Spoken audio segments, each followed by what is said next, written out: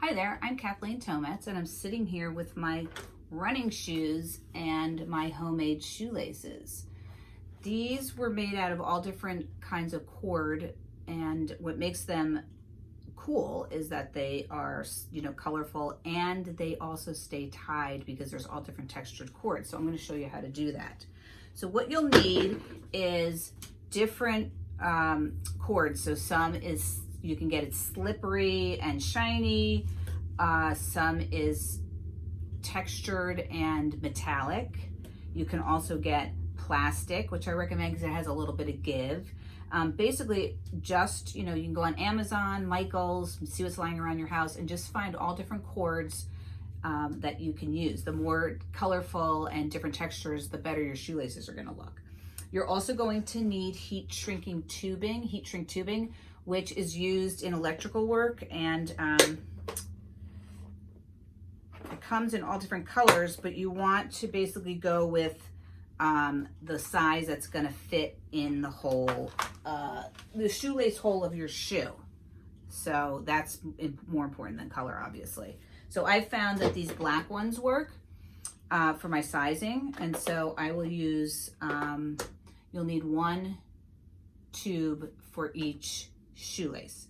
You'll need scissors, a ruler to measure. Shoelaces come anywhere from 46 inches long down to 27 inches. So the best thing really is to take your shoelace out of your shoe and measure the length that you're gonna want so it fits in your shoe. And then you'll also need a Bic lighter or a heat gun. I prefer this. I think it works better to close the end of your shoelace, which is also known as the aglet. So we're gonna heat that. So what you want to do to get started is measure your string. And so I've measured some string here. And you'll take your aglet, or your soon-to-be aglet, and cut it in half, pair of scissors. And what you want to do is string your string on both of them so that you can put one at one end and one at the other. It just makes it easier. So what I do is start putting it in just with my hands, and as much string as you can fit into your shoelace, the better it's going to be. It'll all hold better. It's going to look better because it'll have more color. So I just keep putting the string through here. And if you run into where it's harder to get the string in, then you can use a fat needle, which I didn't tell you about in your materials. The fat needle, I'm not sure what this is used for. I have a bunch of them. So what you want to do is take your string, and you can cut it on an angle if it won't go through the eye of the needle, and then you can grab it. And then this is also a way to get your string through the tubing, and you just keep doing that until you get all the string that you want. It's as tight as you can. So like this, and then you're going to be putting one end of the aglet at one end and one at the other. So I have already gotten this shoelace strung, and so what I did is I'm going to just leave some string at the end, and I'm going to take my Bic lighter, and I'm just going to hold my hand away. This is something, if you're coming to the lighter part, should definitely have a parent do this, and not a little kid. So you just want to heat this, and it will melt onto the string. And then I trim the end, maybe even on a little bit of an angle to make it easier to get into that hole in your shoe. And then I will go down, get this, the other aglet moving to the other end of the shoelace. So there we go.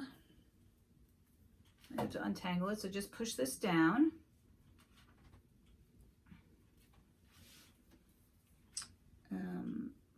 Yeah, there we go.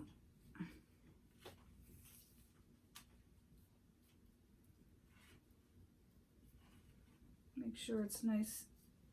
There we go, nice and straight. Well, as straight as a shoelace can be. So the ends are all different lengths, so you want to go obviously not longer than the shortest piece.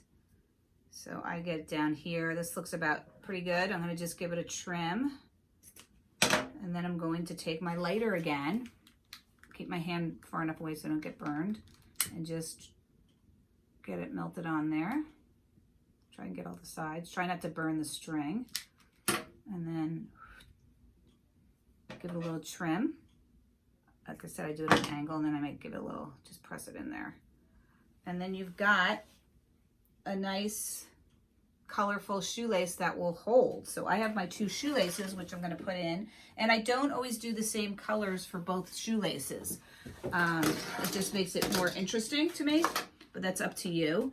And then also, you can use thicker string, but make sure, like in this case, my aglet is too big, so it doesn't fit into my sneakers. It might fit into a pair of boots. And I took the time to braid 3 pieces. So that looks kind of cool too.